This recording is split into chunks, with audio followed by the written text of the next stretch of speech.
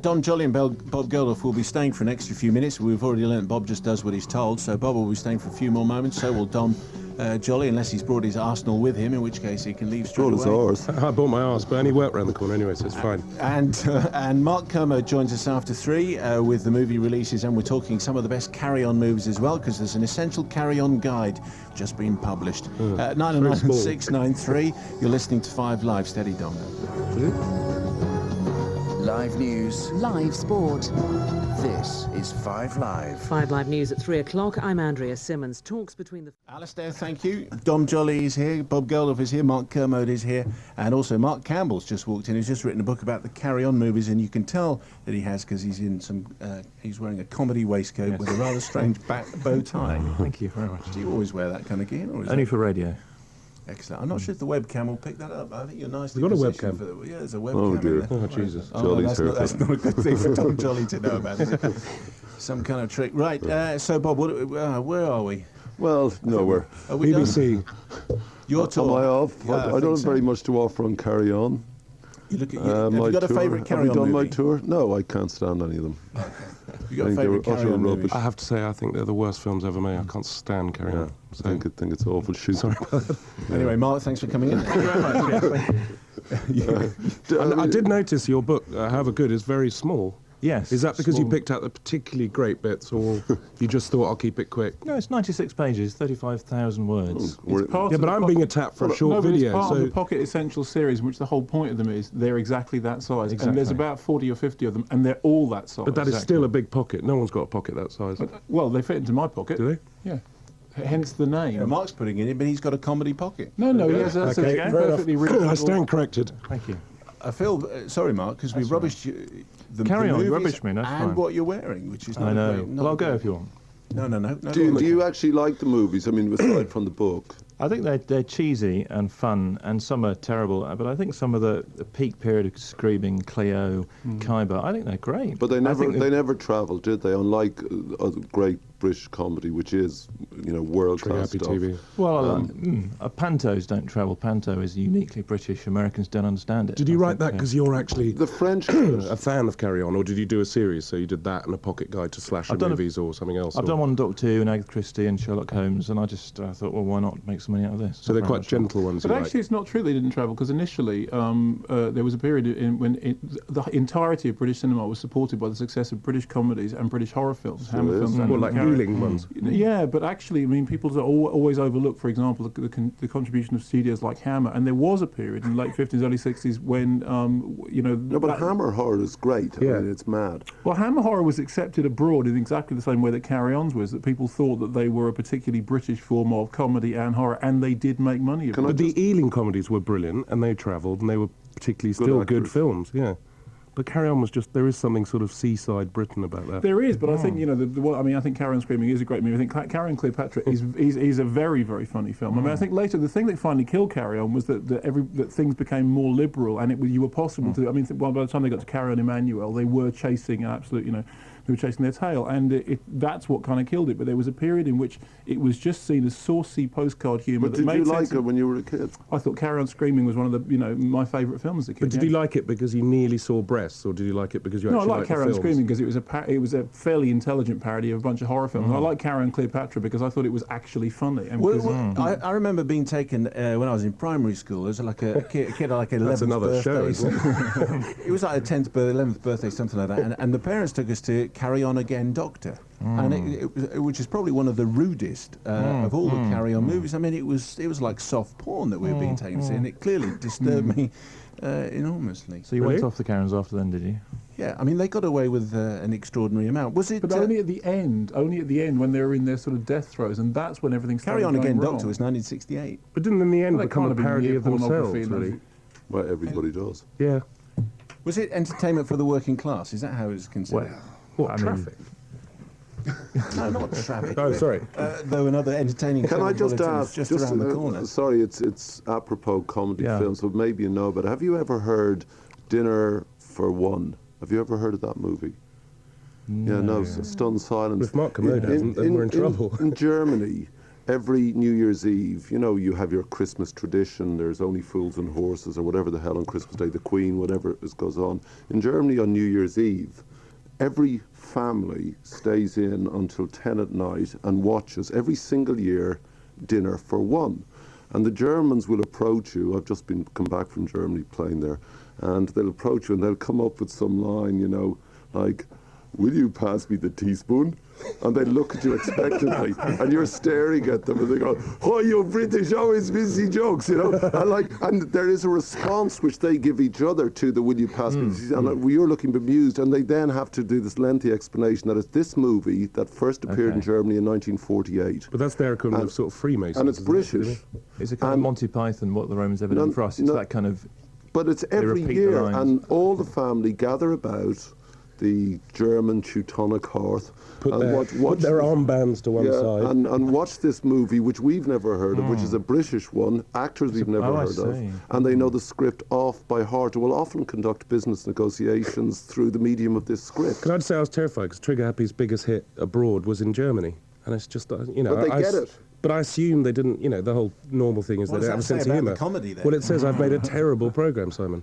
It does. I know. No, that's what I'm worrying about. Germans are very funny. Are they? Well, they're not if you judge by the fact like Benny Hill. The biggest German-produced comedy hit was a movie that was produced within the last 10 years, and it was a comedy about the Hitler Diaries scam. And it was absolutely clinically without laughter from the beginning to the They can't make it, but maybe they like it. But they love the Python stuff and all that sort of absurdist thing. But that was very odd as well. But they just can't do the jokes. Well, they do, but they call them artists. You know, that absurdist school of art was sort of a thing. But in fact, they were just comedians. Yeah, but that's what's nice about Germany. You get taken as some sort of professor. You're like much more seriously. I suppose we could call the carry-ons an absurdist type thing. Yeah, Dadaist. They were absurdly awful, but...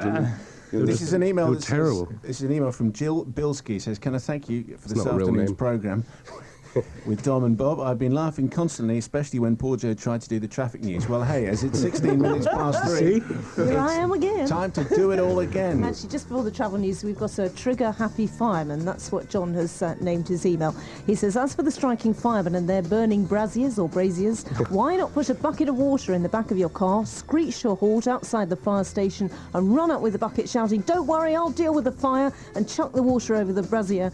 I think this would be a great laugh, but don't really want to get rid." That is a German. You see, that is an analysis of comedy. That's the spirit of carry-on. I like that. Now, what you need is a clown car. We were going to turn up as a clown car and basically just volunteer to help out. That we were like retained clowns. But I've just looked up Dinner for One on the Internet Movie Database, and it's Geburtstag oder Dinner.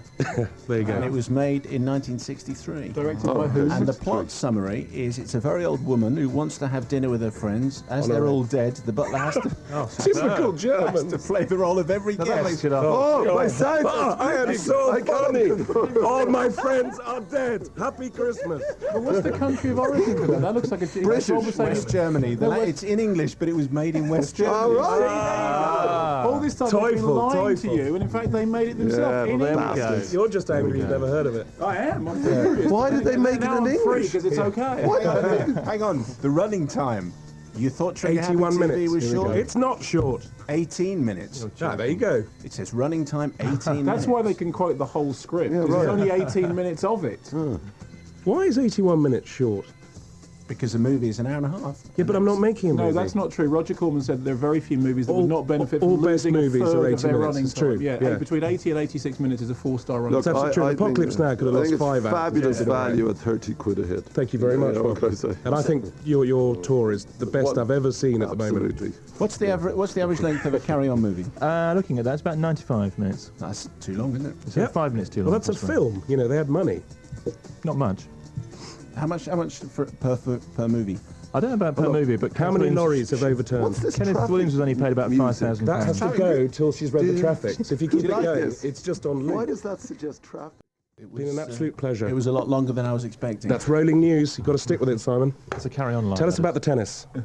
I don't know about the tennis. Oh, well. I was concentrating on what I had to say to you. And don't forget to look at Geburtstag oder Dinner. 18 minutes of pure Germanic genius. Can we go yet? And if you can't find a film to go see tonight, stay at home and watch Witchfinder General on BBC One. Oh, tonight, interesting. Which is, Why? Because it's one of the greatest films ever made. Really? I saw that. That's one of those Wicker Man things, isn't it? Oh, I love the Wicker Man. One of those Wicker Man things. Like that's I a love bad the Wicker thing. Man. It's like saying it's like one of those Exorcist things. Like it's, Well, I hate The Exorcist. The Exorcist is rubbish. It's like that. The Witchfinder Exorcist is an General. appalling It's- film. It's I almost haven't seen Hammer, it, but isn't it is an appalling It's film. almost Hammer, Witchfinder General. Well, it's it's a classic Michael Reeves film, and it's from around There is that no period. classic What's Michael not a classic Reeves. Michael Reeves There film? is. It's Witchfinder General, and The Wicker Man is a great film, despite the fact that One, who's Michael Reeves. Two, why I've never heard of him. No, so why did Wicker Man's a Well, good he film, speaks Bob, but very- Michael spoke very Reeves I've highly never of heard you. of. couldn't care less if he's never heard of him. He said, he makes some films like Witchfinder General. Witchfinder General. He is wants a- to go and make on something what like Police basis is Academy Witchfinder 6. General not That's a where the good money movie? is. What? On what basis is Witchfinder General not a good film? Because Mark, it's can I called just ask, Witchfinder- which Yes, is you your can. favourite Police Academy film? Police Academy 6. Why? Is Because that when they're in Moscow? Yeah, Oh, I love that one. because largely by that point the joke had become so pitiful that the fact that they actually had to move location to carry it out was just extravagant, So Oh, that's good. What are you trying to say, Bob? Nothing. Go on, I'm going. you want me to sign that? No, go on. I wouldn't stay in if I had the choice between going to see Bowling for Columbine or Witchfinders No, General. but he's seen Will you Bowling sign for that for Columbine. me? He doesn't like it. You what? You've seen Bowling for Columbine. You didn't like it. Little so I was personal saying, message, something on top nice. of that, Sorry, go Mark, and I'm see just getting Bob to sign on Witchfinder the General. CD. Okay, so we might have been taken off. I don't know. Drive might have started early, but just I thought Nicky Campbell was taking over your show. no, he's Is that taking not over true? breakfast. Oh, is he? He's going to breakfast. So you've kept your job? I have, surprisingly, yes. Rocking It's good still news. here. So Dom and Bob, well, yes, despite your best efforts, Dom, I think I might be here on Monday. Okay. Dom and Bob Well, I'm going to be in signing- the car, so if you want me to phone in some traffic or something a bit later, I'm quite happy to do that. Okay, thanks very Bob. much. And right, so Mark is still with us to talk about I am still here. a couple of carry-on movies. Bob, is there anything else you want to say? You When's picked your a gig? bad day. December 5th, Bloom Street Theatre, London, Newcastle, December 3rd. Can't remember the others. Tickets still And can I just say that my new Don't show, know. which isn't Trigger Happy, which is called This Is Dom Joly, is coming out on the BBC. It's launching BBC Three, which is a programme you won't be able to watch, but it's very good. Thanks. And it's got The Cure on, who are wonderful. They are. Yeah. Not unlike Witchfinder Robert General Smith is or the godlike. Carry On films, or indeed Simon Mayo. Let's go. Yeah, let's go, Bob. Thank you very much. Dom Joly and Bob Geldof have left the building. Thanks. Thanks. However, Got a minute left. have we trashed the whole concept of Carry On? I suspect we might have done. I think it will live on, despite our trashing. In whose hearts, though? In the hearts of the general public, the working classes, as you said. Well, I know. I mentioned entertainment for the working classes because it's a point that you put in the introduction, which I read last night. Thank you. And it seemed to be an interesting that some people have claimed that the whole carry-on thing, it was intended as music for the working classes. Or films. Yeah, I mean, I don't agree with it particularly, but I think most people have a wry smile at the old Carry On film. But I think Carry On at your convenience, set in the toilet factory, was sort of panned, to use the expression. Boom. Because it seemed to sort of take the mickey out of the working classes. So I think perhaps there was a target audience there. What are give us the key ingredients for a carry-on movie? Well, first of all, no Heaving cleavages. heaving cleavages. No Barbara Windsor. Let's be controversial there. You don't like Barbara Windsor? Not that I don't think she's the most talented comedy performer. And I think if you think of Cleo, Khyber screaming, the common denominator is Barbara Windsor. A soft C sound in the title, a hard C sound. Sorry, Khyber, Cleo screaming. Carry On Cleo was without doubt the best one. I think so. I think Carry On Screaming, I think. No, but is that's just because you're strange and you're into The Exorcist, so therefore... Historical setting is important as well. Yeah, and also, Fenella Thingy. Fenella Fielding, who's just fantastic in everything. You were just at a gorgeous. very impressionable age. Well, that's true, but she was still fantastic in everything. And Carry On Screaming was also in terms of the attention to set. I The mean, production values were great. Yeah, I mean, really. Carry On Cleopatra only has such fantastic sets because they're not its sets, right? Okay, fair enough. So yeah. that's yeah. you can't really because they just borrowed them. They borrowed them, but they made good use of them. Which was the most expensive? Well, Cleopatra, if they paid for the sets, would have Yeah, I don't know really. I mean, they're all sort of tuppence halfpenny really. I don't know which is the most. And does it expensive. all mean... Well, you've written the guide to it, so you should Yeah, know. That's the well, guide. I don't know them. And they were all done by these two people, Peter Rogers and Gerald Thomas, who I They don't know were. anything about. Well, they oversaw the whole series right from the first one up to Carry On Columbus. Unfortunately, Could they not do anything else? Did they try to do anything else? I think they are very happy at making. I think all the cast, famously Kenneth Williams, in his diary says, "I'm never going to do that again. That was awful," and he did. He was always asked, and he always did it because I think they enjoyed it. It was money, it was a job, And That was the whole point, really, that they were awful, Mark. I mean, we laugh at them rather than with them now. The only thing I'd say is it's different when you look at it from now. I mean, certainly by the time they got to the end of the Carry On runs, they had become parodies of themselves, but they were not initially in that. They were initially considered to be good, decent, British, specifically British comedies. And it's funny that the way in which we all think of them now is just, I mean, like when they did Carry On Columbus, and it was hideous, and it was just a bunch of celebrities making idiots of themselves. There's all those jokes about, if you fall in, the sharks will eat your whole, blah, blah, blah. That was a good one. No, that was a good one. That was like absolute, but they were not like that originally. And there was the point that they started to change was the point at which cinema became slightly more permissive and and it meant that they were competing against more bawdy, more raucous movies, and they had to up the ante. And as soon as they did that, that was when the genuine charm of them got lost. But the early ones were not like that at all. The Confession series was what they were up against in the 70s. And that's not a good thing for anyone to be up against. Well, it's been good talking to you, Mark. It was a surreal experience, as I'm sure you'll agree. Yes, thank you. So Mark's done this book, and it's called The Pocket Essential. Am I giving some away? Because I've got 6 here.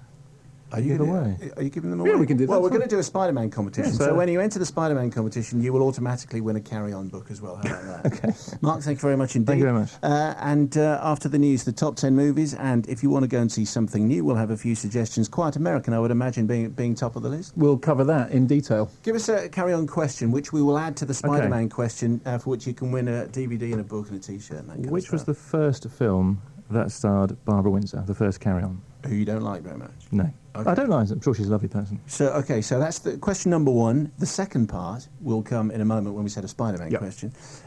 So which was the first carry-on movie to star Barbara Windsor? Don't call or email yet, because you don't know what part 2 of the question is. But Mark, thank you very much indeed for coming in. Thank you very much. 5 Live, more with T'other Mark, looking at the new movie and DVD releases in a moment. This is 5 Live at 3:30.